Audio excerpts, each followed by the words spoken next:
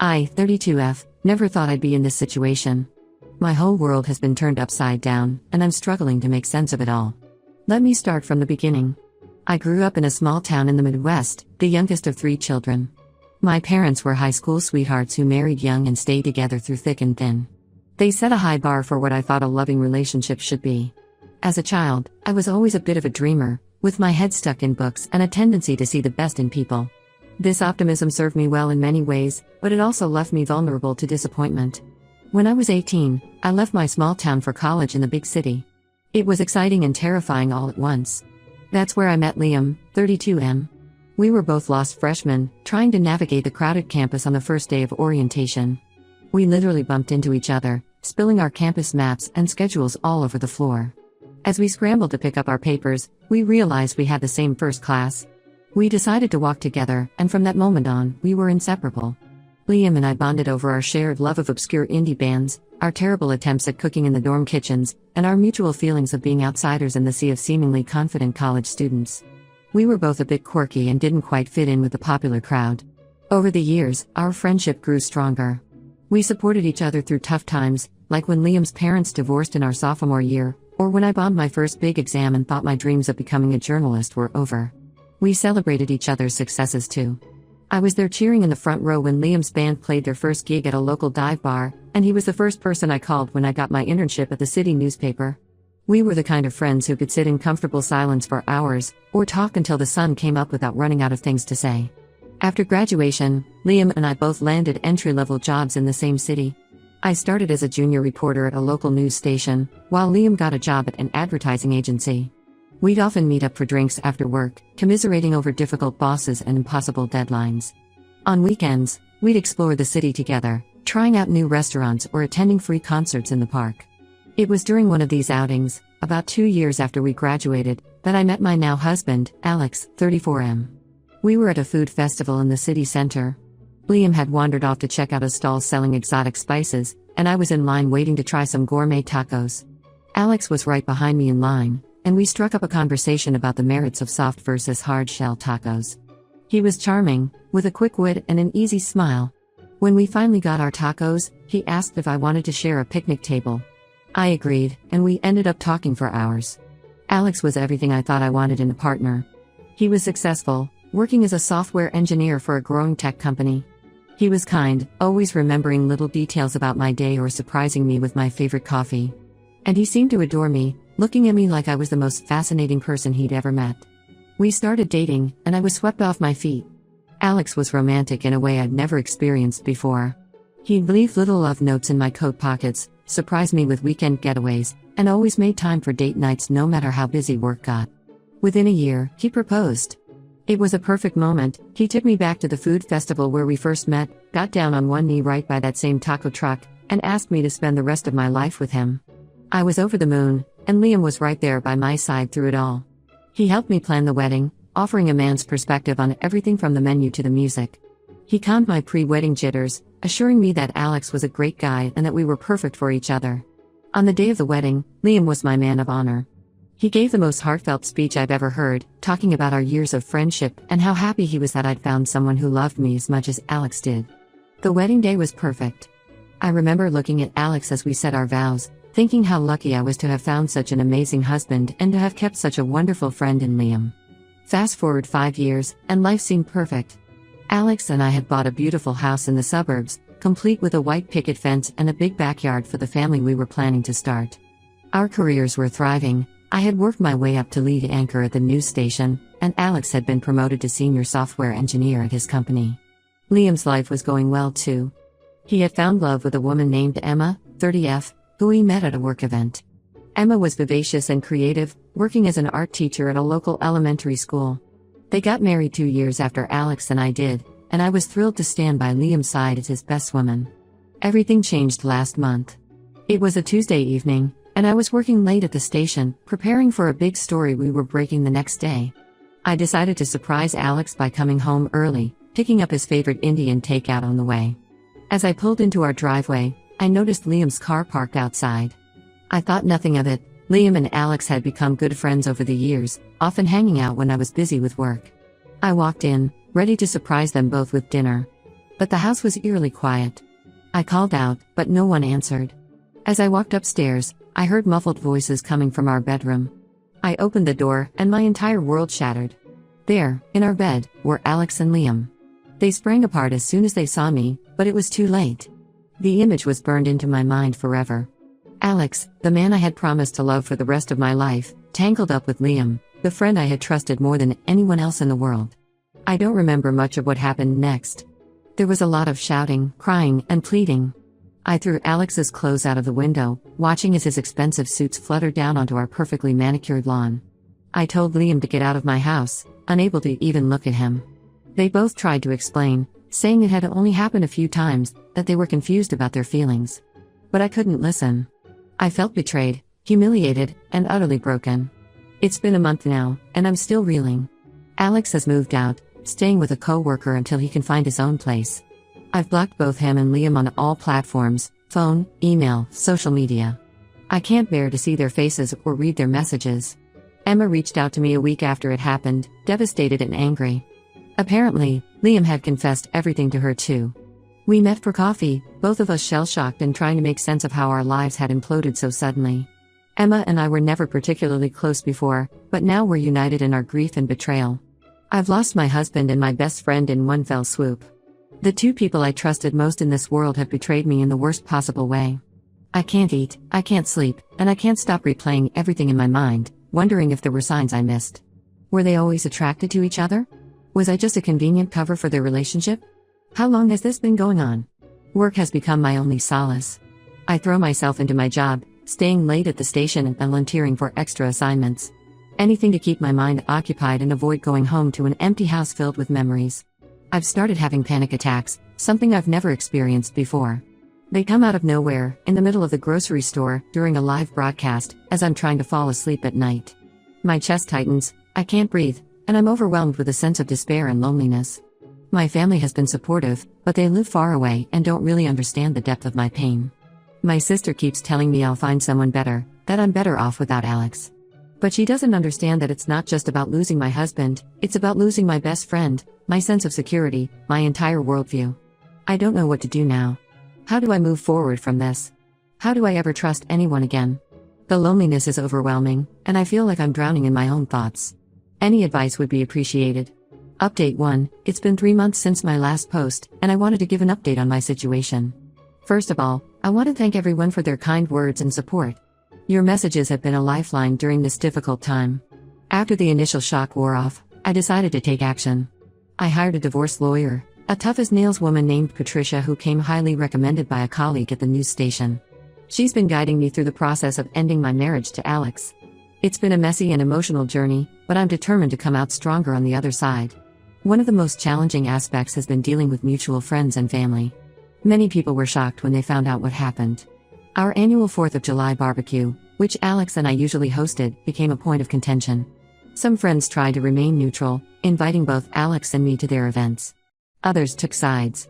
I was hurt to discover that a couple we'd been close with for years, Mark and Sarah, had known about Alex and Liam's affair for months and hadn't said anything. My parents, true to their commitment to marriage, initially encouraged me to try to work things out with Alex. They kept saying things like, "Marriage is hard work and everyone makes mistakes." It took several tearful phone calls for them to understand the depth of the betrayal and to accept that reconciliation wasn't an option for me. Alex's family has been a whole other issue. His mother, who I was once close with, has been calling and leaving voicemails begging me to give Alex another chance. She insists that he's confused and that with some couples therapy, we could move past this.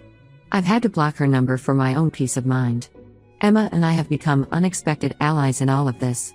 We've met up several times, usually at a quiet cafe far from our usual haunts. We talk for hours, sharing our anger, our pain, and our confusion. She's also filing for divorce from Liam. It's been comforting to have someone who understands exactly what I'm going through, who doesn't try to minimize my feelings or rush me to get over it. About a month ago, Liam showed up at my workplace. He was waiting outside the station when I finished the evening news broadcast. I tried to ignore him, but he pleaded for just 5 minutes of my time. Against my better judgment, I agreed to meet him at a nearby cafe. Liam looked terrible. He'd lost weight, had dark circles under his eyes, and his usual neat appearance was disheveled. He poured his heart out, telling me how sorry he was and how much he valued our friendship. With tears in his eyes, he explained that he had always had feelings for me but never acted on them out of respect for our friendship. When he and Alex started spending more time together, those feelings somehow transferred to Alex. He said they had both been confused and scared, never meaning to hurt Emma or me. I listened to everything he had to say, my emotions swinging wildly between anger, pity, and a traitorous longing for the friendship we once had. In the end, I told him that while I appreciated his honesty, I couldn't forgive him. The betrayal was too deep, and the trust was irreparably broken. Seeing the pain in his eyes was difficult, but I knew I had to stand my ground. As for Alex, he's been trying to convince me to go to couples counseling. He's left messages with mutual friends, sent emails to my work address, and even had flowers delivered to the station, which I promptly gave away to an intern. He claims that he's confused about his sexuality and that what happened with Liam was a mistake. Last week, he ambushed me outside our old favorite restaurant, begging for another chance. I've made it clear that there's no chance of reconciliation. The divorce proceedings are moving forward, and I'm focusing on healing and rebuilding my life. I've started seeing a therapist to work through my emotions and trust issues. Dr. Fernandez is kind but no nonsense, pushing me to confront my feelings rather than bury them in work. It's been helpful to have a professional to talk to, someone who can provide guidance and coping strategies. I've also thrown myself into new activities. I joined a local hiking group, and have been exploring the great outdoors every weekend. The physical activity and fresh air have been therapeutic, and I've met some wonderful people who know nothing about my past drama. I've also started taking a pottery class at a community center. There's something soothing about working with my hands, creating something tangible out of a lump of clay. Work continues to be a source of stability. I've pitched a series of investigative pieces on local corruption, which my boss greenlit. It's challenging work, requiring long hours and intense focus, but it's also deeply satisfying. I'm reminded of why I fell in love with journalism in the first place. There are still days when the pain feels overwhelming. I'll catch a whiff of Alex's favorite cologne on a stranger and be transported back to happier times. Or I'll see something funny happen and instinctively reach for my phone to text Liam before remembering I can't. But these moments are becoming less frequent. I'm learning to be comfortable with being alone and rediscovering who I am outside of my relationships with Alex and Liam. Thank you all again for your support. I'll update again if there are any significant developments. Update 2. It's been 6 months since my last update, and a lot has changed. I want to thank everyone who has continued to support me through this journey. The divorce from Alex was finalized 2 months ago. It was a bittersweet moment, relief that it was over, but also sadness for the end of what I thought was a happy marriage. The process was draining, both emotionally and financially. We had to sell our house, divide our assets, and negotiate over everything from our joint bank accounts to who would keep our dog, Max. In the end, I let Alex keep Max, knowing that my work schedule wasn't ideal for a pet. Saying goodbye to Max was almost as hard as saying goodbye to the life I thought we'd have together. I've moved out of our shared house and into a small apartment in a different part of the city. It's a cozy one-bedroom with big windows and a tiny balcony where I've started growing herbs. It's been refreshing to have a space that's entirely my own, free from painful memories. I've been enjoying decorating it and making it feel like home. My sister flew in for a weekend and helped me paint the living room a cheerful yellow color. Work has been a saving grace throughout all of this. I threw myself into the investigative series I mentioned in my last update. It was challenging work, requiring late nights, confidential sources, and meticulous fact-checking. But it paid off. Our series exposed significant corruption in the local government and led to several arrests. Last month, I received a promotion to senior investigative journalist. It's been a confidence boost and a reminder that I'm capable of achieving great things on my own. As for Liam and Alex, I've heard through the grapevine that they're now officially a couple. They moved in together last month, into a loft downtown. It's stunned to hear this news, but I'm trying to focus on my own healing rather than their relationship. Emma and I still meet up occasionally for coffee or a glass of wine. She's been doing well too. She's started dating someone new, a kind-hearted pediatrician she met through a mutual friend. One unexpected development is that I've reconnected with an old college friend, Natalie, 33F. We were close during our university days but lost touch after graduation when she moved across the country for grad school. She reached out after hearing about my divorce through our alumni network. We started with a long phone call, reminiscing about our college days and catching up on the past decade. Now we text regularly and have weekly video chats. It's been wonderful to have a friendship that's not tainted by the drama of the past year. Natalie encouraged me to try online dating, insisting that not everyone out there is a cheater. After some hesitation, I created a profile. I've been on a few dates, nothing serious yet, but it's been nice to put myself out there again. Last week, I had coffee with a charming history teacher named David. We talked for hours about everything from ancient civilizations to our favorite true crime podcasts. I'm not ready for a serious relationship yet, but it's good to know that there are still good people out there. I still have moments of anger and sadness, but they're becoming less frequent. My therapist, Dr. Fernandez, has been helping me work through these emotions and develop healthier coping mechanisms. I've also started practicing mindfulness and meditation, which has been incredibly helpful in managing stress and anxiety. Every morning, I spend 10 minutes doing guided meditation, and it's made a noticeable difference in my overall mood. My relationship with my parents has improved. They've come to understand the depth of the betrayal I experienced and have become my staunch supporters. Last month, they visited for a week, and it was healing to spend time with them. We cooked family recipes together, watched old movies, and talked for hours. Their unwavering love and support reminded me of the strong foundation I come from. Looking back, I can see how far I've come since that devastating night 9 months ago. While I wouldn't wish this experience on anyone, I've learned a lot about myself and my resilience. I'm proud of the way I've handled this situation and excited about what the future holds. Thank you all for being part of my journey. Your kind words and advice have meant more than you know. Update 3. It's been a year since my last update, and I wanted to share some final thoughts on this chapter of my life. The past year has been one of tremendous growth and healing. I've continued with therapy, which has been instrumental in helping me process my emotions and rebuild my self-esteem. Dr. Fernandez and I have worked through a lot of my trust issues, and I've learned to set healthy boundaries in all my relationships. I'm no longer afraid to speak up for myself or express my needs. My career has continued to flourish. The promotion I received last year led to even more opportunities. I was sent to cover some major national stories, including a series on climate change that took me to several states. Last month, I was offered a position as the lead investigative journalist for our network's national news division. It's a big step up and will require me to relocate to New York, but I'm excited about the challenge. On the personal front, I have some news that surprised even me. Remember Natalie, the college friend I reconnected with? Well, our friendship slowly blossomed into something more. We've been dating for the past 6 months, and I can honestly say I've never been happier. It started during one of our video chats. We were laughing about some ridiculous thing we did in college, and suddenly I realized I hadn't felt this comfortable with someone in a long time. Natalie is kind, supportive, and understands my past without judging me for it. She's patient with my moments of insecurity and celebrates my successes as if they were her own. We're taking things slow, but I'm optimistic about our future together. She's even considering relocating to New York with me for my new job. As for Alex and Liam, I've had minimal contact with them. They're still together, from what I've heard. Last month, I ran into them at a mutual friend's wedding. It was awkward at first, but I was surprised to find that seeing them didn't affect me as much as I thought it would. We exchanged polite greetings, and then I spent the rest of the evening enjoying the celebration with my friends. Emma and I are still in touch. She's engaged to the pediatrician she started dating after her divorce from Liam, and I couldn't be happier for her. We've both come so far from where we were 2 years ago. She's even asked me to be a bridesmaid at her wedding next spring. My parents have been incredibly supportive of all the changes in my life. They've welcomed Natalie with open arms and are excited about my move to New York. Dad's already planning weekend trips to visit me and explore the city. Looking back, I can see that the betrayal I experienced, while painful, was ultimately a catalyst for positive change in my life. It forced me to confront my fears, stand up for myself, and rediscover who I am as an individual.